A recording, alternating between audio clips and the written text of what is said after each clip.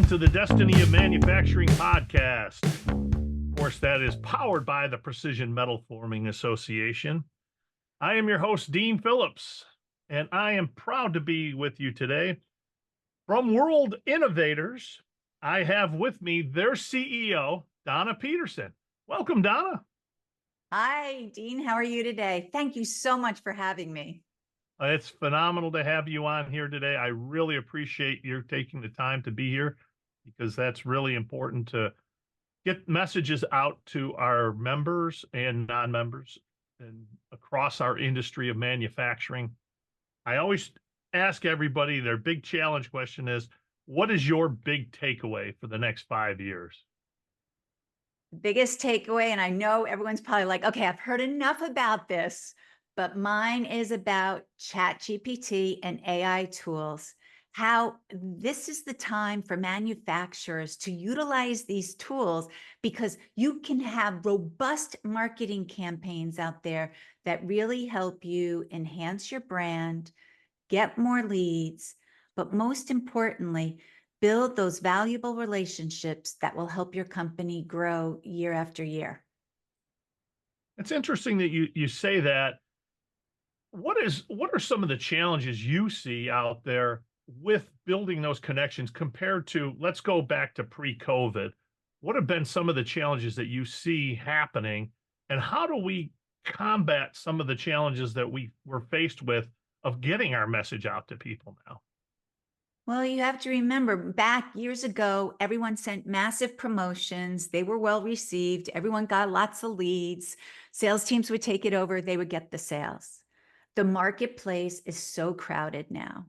There are tons of companies out there. Everyone's promoting themselves. Everyone's filling that marketplace with these messages like, you have to buy this. We've got the best tool here. We can increase your revenue by 50%. They all give those pitches. And I think as consumers, as business owners, we realize we know when the pitches are there. So let's go. Let's everyone stop with the pitching and let's concentrate on building relationships. And that's where the tricky part comes. And especially for manufacturers who might have lean teams, to build those relationships, it takes a lot of researching up front. And then after you truly know and understand those audience, it's putting together the right email marketing messages and creating the right cadence, whether it's email or social media posts that really build the relationship because you're offering value. You're not just pitching them to buy, you're offering them valuable content. And so those are where it has really changed from those broad general messages to being very segmented, specific messages. I think that's an incredibly forward-looking observation of how things have shifted over the years, especially from a marketing standpoint. Can you tell us a little bit about how people can use some of the tools, like for instance, like ChatGPT? How do we utilize some of those tools, and where does that take us? Well, with ChatGPT, you could use it for everything. Matter of fact, I was listening to someone's podcast the other day, and he says, keep it up on a browser right with you all day long. You're writing a letter to the president of your company. You're writing a sales letter. Write it out, then put it through chat. Say, does this sound professional? Does this sound like our brand? Because you've already taught ChatGPT what your brand is like, what your mission is, and make sure that the content really sounds like you. But then also chat's there to ask it ideas. Maybe you don't know what you should do for your social media posts for the next 5 days, next month, but you wrote this great blog. You could upload your blog and say, what are some great takeaways from this blog that I could utilize to create 5, 20 social media posts? So chat now can be a great way to streamline those processes for marketing. It can help you brainstorm and create ideas. And it also can help you with that consistency, because doing a one-off email blast Doing one social media post here and there isn't going to help you with building that relationship. It has to be consistently offering, and I'm going to say it again, value. Don't consistently hit them with sales messages saying, buy this, 20% off, 30% off. No, you know what? People want value that will help them do their jobs better. And that's what you've got to be giving out. Yeah, that's a great point. I think that we have kind of gotten into a weird place where when we think about sales and what we think about what our role is in this, as a salesperson or as a marketing person, we have gotten back into a bad habit. We started getting better, but we got into the bad habit of saying, here's my product, and wanting to talk about ourselves again instead of talking about the benefits. Yes. And I don't know why that is, but I see it more and more where we talk about our products instead of talking about the benefits that people can experience from it and showing that value. And it doesn't always have to be the value of a product. Sometimes it can be value of the message. Yes. I think, have you noticed that there's a difference in, and can you elaborate on why we've seen a shift to uh, people that are influencers and things like that? Why has that become more a thing that we were more interested in? I think influence has become so popular because people don't want to hear just from the company about how great they are, how good their product is, or how they utilize the product. They want to hear from somebody else. They want to hear from somebody who actually is using that piece of machine, how they brought it into their facility, how it made their life easier because it was faster, didn't break down as often. They want to hear from a true customer.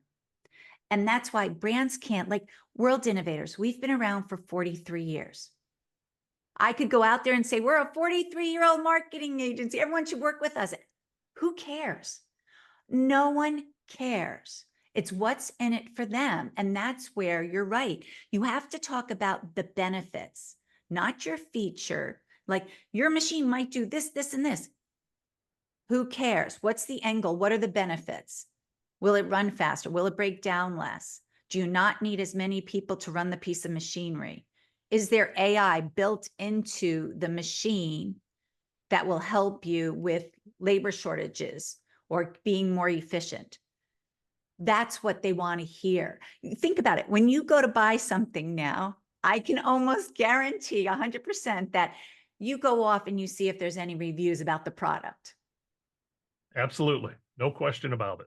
And that's what, people have to understand when you're in marketing, use your common sense. What do you do when you go out into the marketplace and you want to buy something?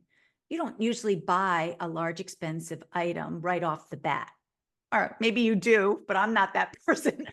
I'm a big researcher. And if you think I'm bad, my husband's even worse because he researches until sometimes the product's gone by the time he finishes his research.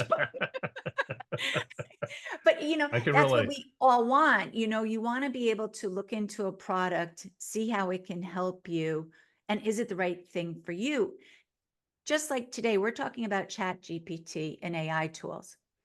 There are new AI tools coming on the market every single day, and it is overwhelming. It is hard to keep up with. But what companies have to do is they've got to first sit back and think about their own objectives, their goals, and then say to themselves and their team, how could AI tools possibly help us out? Once they determine that, then they can go out and see which AI tools would be perfect. Instead of having to deal with all these AI tools, they find the few that really could help them reach their own objectives, because you got to kind of stay in your lane. It can't be branching out like a tree. Right, right. Uh, Uh, how do we use some of these tools?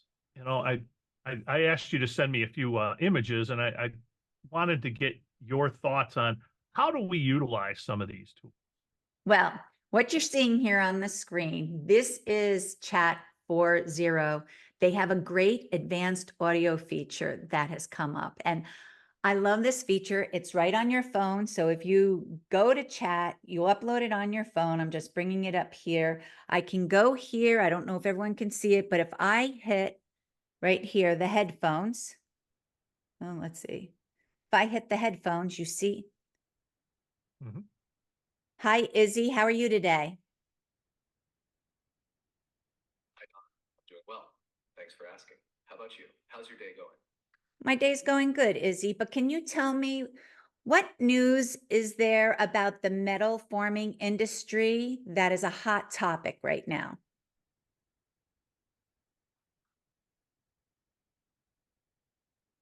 Right now, a few hot topics in the metal forming industry are getting attention. One major focus is on technology integration, such as the adoption of Industry 4.0 principles and automation to improve efficiency and quality. Companies are increasingly investing. And it goes on. This is an advanced audio feature. Why I like this as a salesperson. Maybe you got in your car, you're driving to your sales meeting, but you want to know, did something happen in the economy? Or maybe you're headed to a specific location or a company. You can ask ChatGPT, did something come up about ABC company in the last 2 weeks?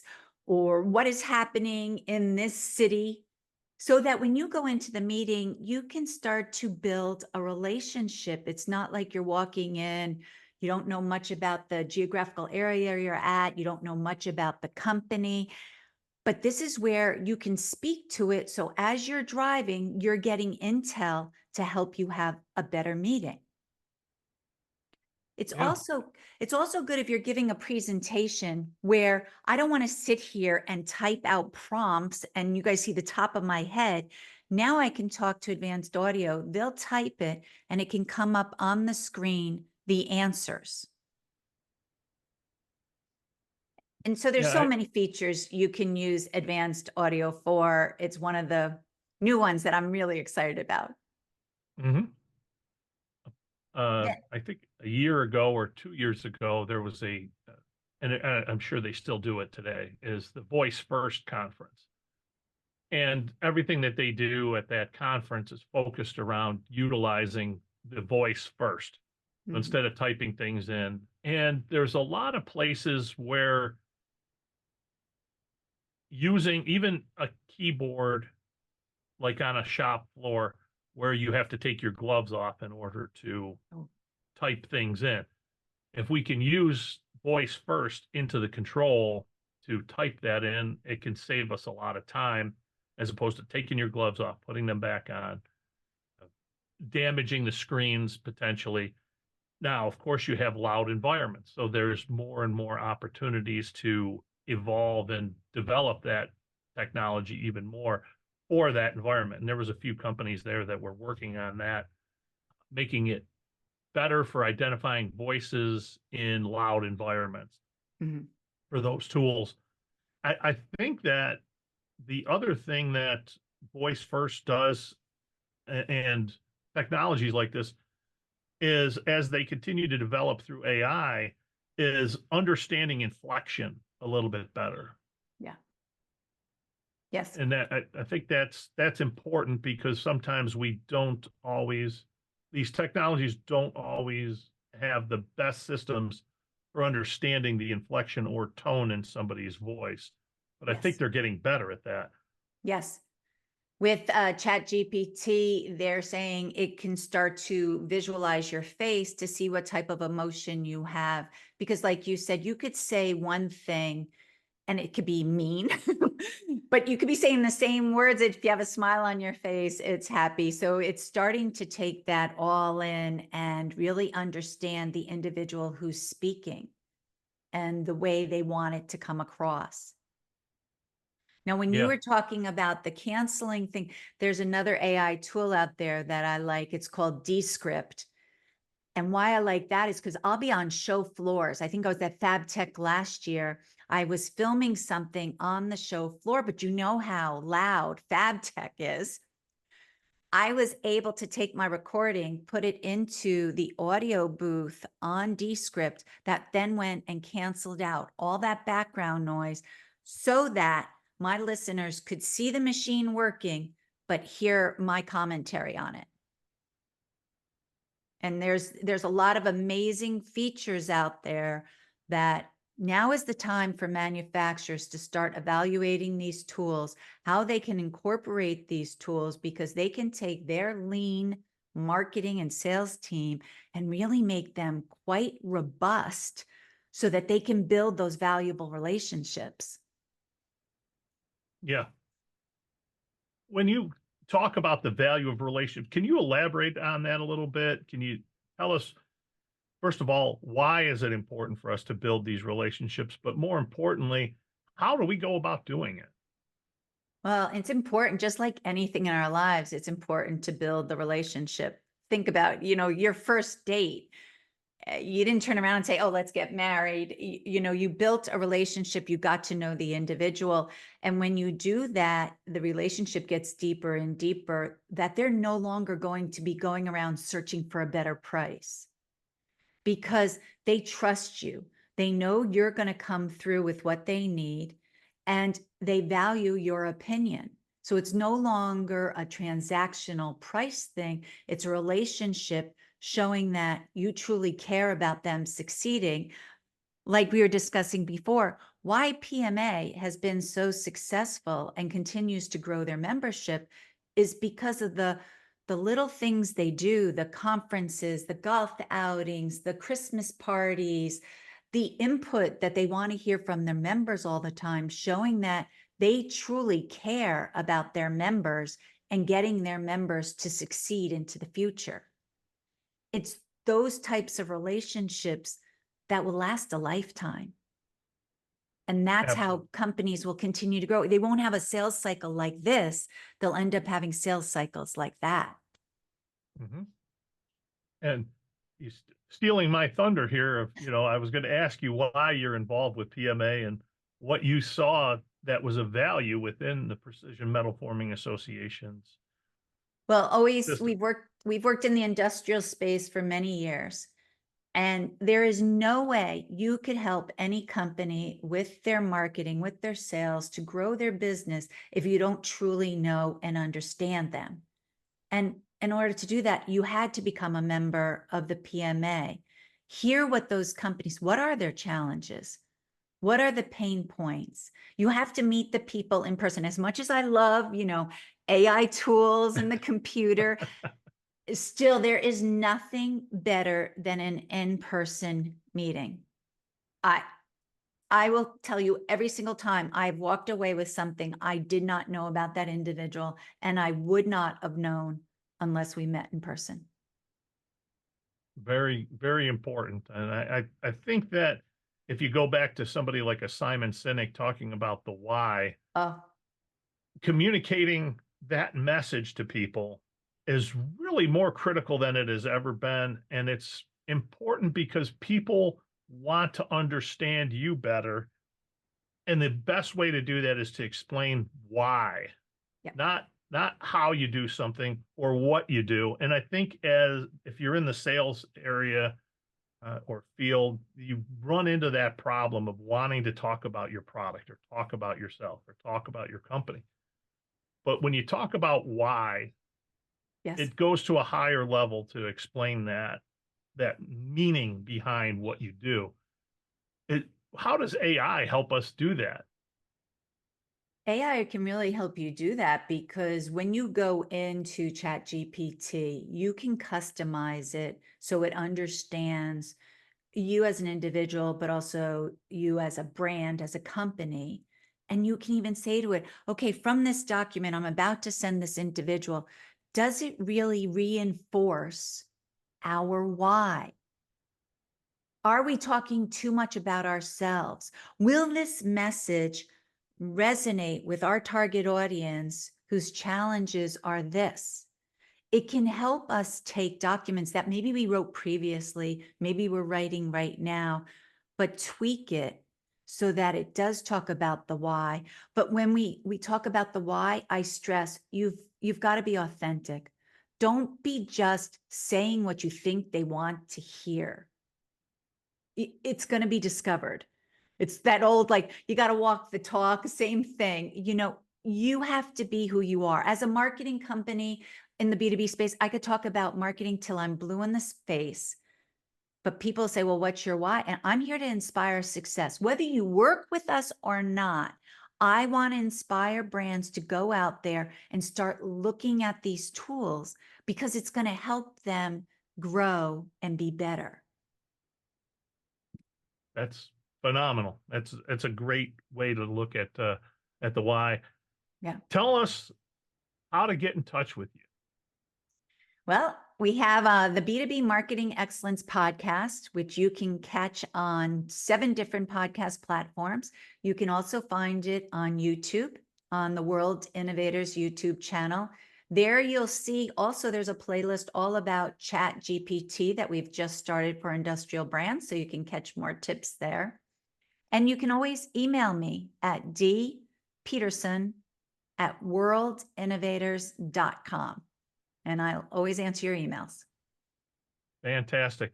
Donna, thank you so much for being here today. We do appreciate you. Everybody at the PMA appreciates you and all the things that you've done for us and how you've helped us. We do appreciate that. So thank you. Thank you.